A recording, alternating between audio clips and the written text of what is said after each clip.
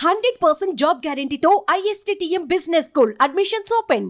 నమస్తే, నేను Keshav. Welcome to Suman TV. Andhra Pradesh రాజధాని అమరావతికి శుభవార్తలు వినపడేటువంటి యోగం దగ్గరకు వచ్చేసింది. కేంద్ర ప్రభుత్వం ఒక కీలకమైనటువంటి నిర్ణయం తీసుకుంది. అమరావతిలో గతంలో కేంద్ర ప్రభుత్వ సంస్థలకి భూ కేటాయింపులు జరిగాయి. దాదాపు 33 సంస్థలకి క్లియరెన్స్ వచ్చింది. అయితే 2019లో ప్రభుత్వం మారడం వలన కేంద్ర ప్రభుత్వ సంస్థలు ఏవి కూడా నిర్మాణ ప్రక్రియని ముందుకు తీసుకెళ్ళలేని పరిస్థితి ఏర్పడింది. ఎందుకంటే రాజధాని విషయంలో 3 రాజధానుల పీఠముడి పడింది కాబట్టి.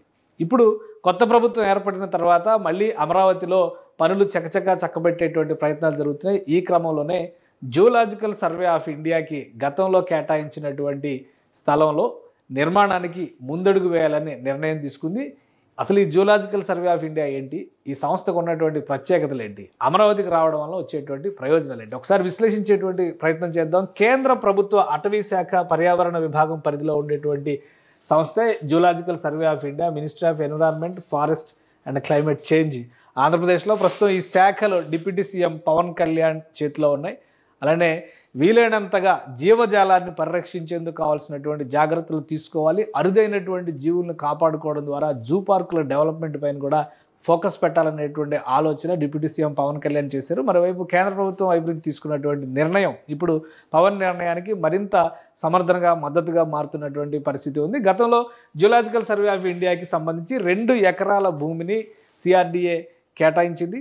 అక్కడ భవన నిర్మాణానికి సంబంధించి కూడా ఒక ప్రాజెక్ట్ రిపోర్ట్ని తయారు చేసి ఈ సంస్థ సిఆర్డీఏకి సమర్పించింది. అయితే నిర్మాణ పనులు ప్రారంభించేటువంటి సందర్భంలోనే ఎన్నికలు జరగడం, రాష్ట్ర రాజకీయాల పరిణామాలు మారిపోవడం, అలానే ప్రభుత్వం మారడం, ఈ నేపథ్యంలో అమరావతి అటకెక్కడం వరుసగా జరిగిపోయింది.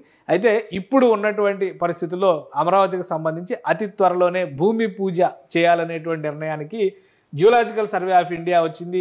ఈ సంస్థ ప్రస్తుతం దేశవ్యాప్తంగా అనేక రీసెర్చ్ సెంటర్స్, అంటే జియోలాజికల్ సర్వే ఆఫ్ ఇండియా గురించి మనకు తెలుసు, భౌతిక శాస్త్రం పైన కాన్సన్ట్రేట్ చేస్తుంది. అంటే ముఖ్యంగా జాగ్రఫీ పైన, భూమి పైన ఉన్నటువంటి, అంటే భారతదేశ సరిహద్దుల మధ్య ఉన్నటువంటి అనేక భూములపైన అధ్యయనాలు చేసేటువంటి అవకాశం ఉంటుంది. అలానే ఈ జియోలాజికల్ సర్వే దేశంలో ఉన్నటువంటి అరుదైన జీవజాలం పైన ఎక్కడికక్కడ ఆ ప్రాంతాల్లో ఉండేటువంటి ప్రత్యేకతల పైన ఫోకస్ పెట్టడం ద్వారా రీసెర్చ్ చేసేటువంటి సంస్థ ఇది. సిసిఎంబి లాంటి సంస్థలను మనం చూస్తున్నాం. అదే తరహాలో ఈ జియోలాజికల్ సర్వే ఆఫ్ ఇండియా 1916లో ఏర్పాటైనటువంటి సంస్థ. అంటే బ్రిటిష్ ఇండియాలోనే ఈ జియోలాజికల్ సర్వే ఆఫ్ ఇండియా సంస్థ ఎస్టాబ్లిష్ అయింది. అప్పటి నుంచి సర్వీసెస్ కంటిన్యూ అవుతుంది. అలానే భారతదేశానికి స్వాతంత్రం వచ్చిన తర్వాత కూడా ఈ సంస్థ తన రూపాన్ని మార్చుకోవడం ద్వారా వివిధ రూపాల్లో మన దేశంలో ఉన్నటువంటి అరుదైనటువంటి జీవజాలాన్ని పరిరక్షించడం, వాటికి సంబంధించినటువంటి డిఎన్ఏల మీద, జీనోమ్ కాంబినేషన్స్ మీద కూడా రీసెర్చ్ చేసేటువంటి సంస్థగా ఇది పేరు పొందింది. సో దేశంలోనే ఒక ప్రతిష్టాత్మక సంస్థగా మనం జియోలాజికల్ సర్వే ఆఫ్ ఇండియాని చూడాల్సి ఉంటుంది. దీనికి సంబంధించి కూడా కొన్ని సెంటర్స్ ఉన్నాయి. అంటే దేశవ్యాప్తంగా అక్కడక్కడ ఉన్నటువంటి అరుదైన జీవజాలం పైన, వాటిపైన రీసెర్చ్ చేసేందుకు ఆయా ప్రదేశాల్లోనే దేశవ్యాప్తంగా 16 సెంటర్లని ఈ సంస్థ నిర్వహిస్తుంది. తెలంగాణ రాజధాని హైదరాబాద్లో కూడా ఈ సంస్థ ఒక విభాగాన్ని నిర్వహిస్తుంది. ఒకసారి ఆ డేటా మనం పరిశీలిద్దాం.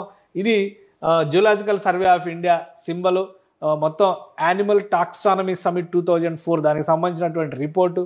అబౌట్ అస్ మనం చూస్తే కనుక ఇందులో ప్రతి సెంటర్ ఎక్కడెక్కడ ఏమేమి ఆబ్జెక్టివ్స్తో ఈ సంస్థను పెట్టారు, ఈ డేటా అంతా ఇచ్చారు. అలానే ఎక్కడెక్కడ రీజనల్ సెంటర్స్ ఉన్నాయనేటువంటి అంశం పైన కూడా చాలా క్లారిటీ ఉంది. మొత్తం 16 రీజనల్ సెంటర్స్ని ఈ సంస్థ నడుపుతుంది. దేశంలో 29 రాష్ట్రాలు ఉంటే మొత్తం 16 చోట్ల ఈ సంస్థ తన విభాగాలను పెట్టింది. అందులో చూస్తే హిమాచల్ ప్రదేశ్ సోలన్లో, అలానే మెరైన్ బయాలజీ ఇక్కడ హై ఆల్టిట్యూడ్ రీజనల్ సెంటర్, అలానే ఇక్కడ మెరైన్ బయాలజీకి సంబంధించినటువంటి రీసెర్చ్ సెంటర్ తమిళనాడు చెన్నైలో ఉంది. అండమాన్ నికోబార్ ఐలాండ్స్ పోర్ట్ బ్లేయర్లో కూడా ఒక రీసెర్చ్ సెంటర్ ఉంది. అలానే fresh water biology regional centre, ఇది హైదరాబాద్లో తెలంగాణలో ఉన్నటువంటి రీసెర్చ్ సెంటర్. వెస్ట్ బెంగాల్ కలకత్తాలో సుందర్బన్ రీజనల్ సెంటర్, దానికి సంబంధించినటువంటి రీసెర్చ్ కంటిన్యూ చేస్తుంది. అలానే ఈస్టర్న్ బయాలజీ రీజనల్ సెంటర్, ఇది గోపాల్పూర్ గంజాం ఒరిస్సాలో ఉన్నటువంటిది. Western Ghats regional centre Kozhikode కేరళలో ఉన్నటువంటిది. అలానే అరుణాచల్ ప్రదేశ్ రీజనల్ సెంటర్ ఈటానగర్లో ఉంది. ఇక్కడ marine aquarium cum regional centre Digha west బెంగాల్లో ఉంది.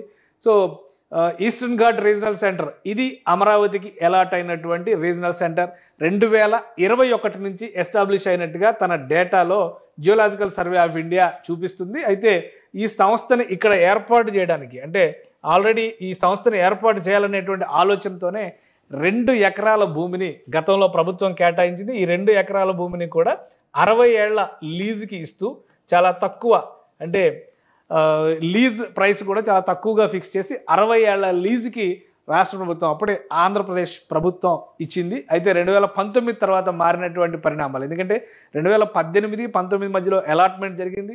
2019 నాటికి డిపిఆర్ కూడా సబ్మిట్ చేసింది. కానీ నిర్మాణ ప్రక్రియ మొదలుపెట్టేటువంటి సందర్భంలో పూర్తిగా ఈ ప్రాజెక్ట్ ఆగిపోయింది. అయితే 2021 నాటి నుంచి కూడా ఇది ఎస్టాబ్లిష్ అయినట్టుగా రికార్డ్స్ ప్రకారం జియోలాజికల్ సర్వే ఆఫ్ ఇండియా చూపిస్తుంది. అంటే ఇక్కడ నార్త్ ఈస్టర్న్ రీజనల్ సెంటర్ షిల్లాంగ్లో ఉంది, ఇక వెస్టర్న్ రీజనల్ సెంటర్ పూణేలో ఉంది. సో ఆంధ్రప్రదేశ్కి కేటాయించినటువంటి రీజనల్ సెంటర్ ఈస్టర్న్ ఘాట్స్ అంటే తూర్పు కనుమలు, భారతదేశానికి అటు పశ్చిమ కనుమలు ఇటు తూర్పు కనుమలు ఇవి రెండు కూడా పెట్టని కోటల్లా నిలబడతాయి. ముఖ్యంగా ఋతుపవనాలని, వాతావరణ పరిస్థితుల్ని నియంత్రించడానికి ఈ కనుమలు తీవ్రంగా అంటే భారతదేశంలో తీవ్రమైనటువంటి వాతావరణ పరిస్థితులు ఏర్పడకుండా ఉండడానికి ప్రధానమైనటువంటి కారణం, సకాలంలో ఋతుపవనాలు రావడానికి కూడా కీలకమైనటువంటి కారణం, అలానే ఆయా ప్రదేశాల్లో అటవీ సంపద రీత్యా పెరిగేటువంటి జీవజాలం వీటన్నిటిపైన అధ్యయనం చేయడం కోసమే అమరావతిలో ఈస్టర్న్ ఘాట్ రీజనల్ సెంటర్ని ఈజీఆర్సీని geological survey of India establish చేయాలనేటువంటి సంకల్పంతో ముందడుగు వేసింది. అయితే గతంలో రాష్ట్ర ప్రభుత్వం తీసుకున్నటువంటి నిర్ణయం వల్ల అనేక సంస్థలు ఇవే కాదు చివరికి state bank of India, reserve bank of India అనేక ప్రభుత్వ రంగ బ్యాంకులకి కేటాయించినటువంటి భూముల్లో కూడా నిర్మాణాలు జరగని పరిస్థితి ఉంది. మొత్తానికి ప్రభుత్వం మారిన తర్వాత మొదటి అడుగు జియోలాజికల్ సర్వే ఆఫ్ ఇండియా ద్వారా పడబోతుంది. దీనికి సంబంధించి ఒక నిర్ణయం కూడా తీసుకున్నారు. దాన్ని ఆల్రెడీ అనౌన్స్మెంట్ కూడా చేశారు. Exciting news, geological survey of India to establish it's presence in capital Amaravati Andhra Pradesh. CRDA allocates 2 acres of land in Raipudi on a 60-year lease. Construction of the GSI building to commence soon. అతి త్వరలోనే జిఎస్ఐకి సంబంధించి ZSIకి సంబంధించినటువంటి ఈ building నిర్మాణాన్ని, ఎందుకంటే already DPR కూడా approval అయిపోయింది, అది CRDAకి సమర్పించేసినటువంటి సందర్భంలోనే ప్రభుత్వం మారినాక ఆగిపోయింది. కానీ ఈస్టర్న్ ఘాట్స్ అధ్యయనం కోసం సంబంధించినటువంటి పరిశోధనల్ని ఒక విభాగాన్ని మాత్రం జియోలాజికల్ సర్వే ఆఫ్ ఇండియా తన రికార్డ్స్లో చూపిస్తూనే ఉంది.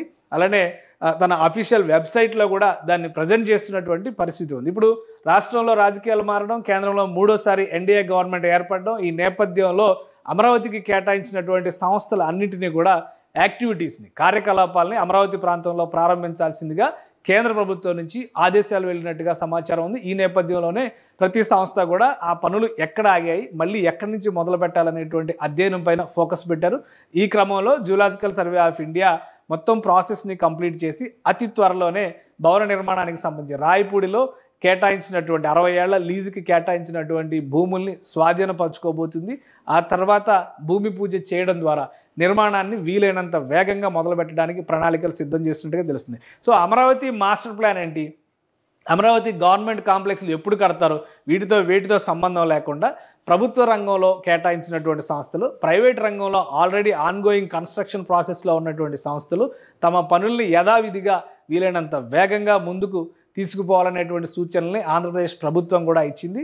అందులో భాగంగానే ఇప్పటివరకు అక్కడ ఉన్నటువంటి ముఖ్యంగా ముళ్లపొదలమయంగా మారిపోయినటువంటి అమరావతి ప్రాంతాన్ని మొత్తాన్ని కూడా క్లీనప్ చేసేటువంటి పనిని 1-2 నెలల్లో పూర్తి చేయాలనేటువంటి సంకల్పంతో ఆంధ్రప్రదేశ్ ప్రభుత్వం ఉంది.